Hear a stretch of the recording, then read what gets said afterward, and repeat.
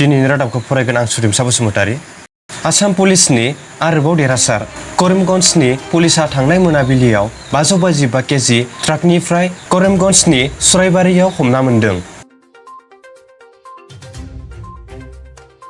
हरखाब लामानि जाब्रबथायाव सा 8 सुबुंनि जिउ खहा। मख'नाय बायदिब्ला महिन्द्र SUV गारिजों सा 11 सुबुङा हाबा जाखांनानै न'फारसे थांबाय थानायाव महिन्द्र SUV गारि सालायगिरिया थेन्थावनानै गंसे ट्राक गारियाव सौग्रोहैयो आरो सा 8 सुबुङा जायगायावनो जिउ गोमायो। बे जाब्रबथायाव उत्तर प्रदेशनि सिद्धार्थ नगर जिल्ला NH-28 आव जादों होननानै खौरां बिजोंजों मिन्थिनो हादों। बे जाब्रबथायखौ उत्तर प्रदेशनि चिफ मिनिस्टार योगी आदित्यनाथआ गोथौयै दुखु मोननाय फोरमायो। बेजों लोगोसे भारतनि गिबि मन्त्रि नरेन्द्र मोदीआबो गोथौयै दुखु मोननाय फोरमायना थैनाय सुबुंफोरनो साफायाव 2 लाख आरो जोखोम जानाय सुबुंफोरनो साफायाव 50,000 रां होनो टुइटारनि गेजेरजों फोरमायना होयो। 3 बोसोरनि गेजेराव 9,600 थिउरिया हान्जाखौ मोजांनि लामायाव लाबोनाय जाबाय। जोंनि सोरखारा जेब्लायबो सा-सानजा भारतआव गोजोन आरो खौसेथिनि थाखाय खामानि मावगासिनो दङ। जोंनि थांखियानो जाबाय सा-सानजा भारतनि गासैबो थिउरिया हान्जाखौ गोजोन आरो खौसेथिनि गेजेरजों सावरायनानै फोजोबस्रांनाय।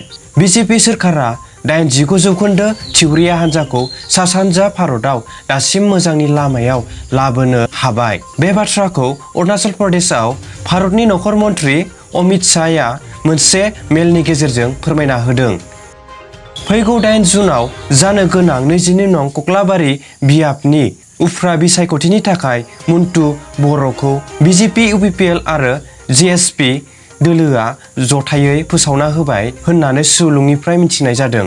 बेराफारसेथिं BPF दोलोनिफ्राय शंकर बसुमतारीखौ 8 जुनआव खुंजानो गोनां कक्लाबारि बियाबनिनो बिजाथि महरै फोसावनानै होबाय। गुवाहाटीआव बर'फोरनि न' बां सिफायना होजानाय दुखुथिया बर' सुबुंफोरखौ नायहैनायजों लोगोसे 1 लाख रांनि अनसुंथाइ हैदों।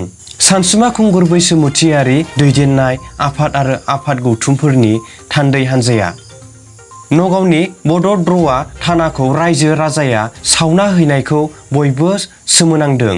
मख'नो गोनांदि शफिकुल इस्लाम मुंनि सासे ना बेपारिखौ पुलिसआ शुक्रबार मोनाबिलियाव खादोंमोन। नाथाय पुलिसनि आखायाव थासेयावबो शफिकुल इस्लामनि जिउआ गोमायो। नखरनि अजद होनाय बायदिब्ला पुलिसआ हांसो मासे आरो 10,000 रां शफिकुल इस्लामनिफ्राय दाबि खालामदोंमोन। बे दाबिखौ सुफुङैनि पुलिसआ बिखौ थानासिम लाना फैदोंमोन। नाथाय हरावनो शफिकुल इस्लामनि जिउआ थानानि सिङावनो गोमायो। जाउनाव सालानामारि गामिनि रायजो राजाफ्रा बड'द्रवा थानाखौ आवग्रिफैयो आरो थानाखौ रायजो राजाफ्रा सावनानै होयो। बे जाथायाव लोब्बा थानाय दुथां सुबुंफोरखौ पुलिसआ दासिम सा 17 जन खाबाय होननानै खौरां बिजोंनि गेजेरजों फोरमायदों आरो नायबिजिरनायनि गेजेरजों जायफ्रा बे जाथायाव लोब्बा दंमोन रावखौबो हगारनाय जानाय नङा होनना फोरमायना होयो। दिनैनि रादाबा एसेनोसै, गोजोन्थों।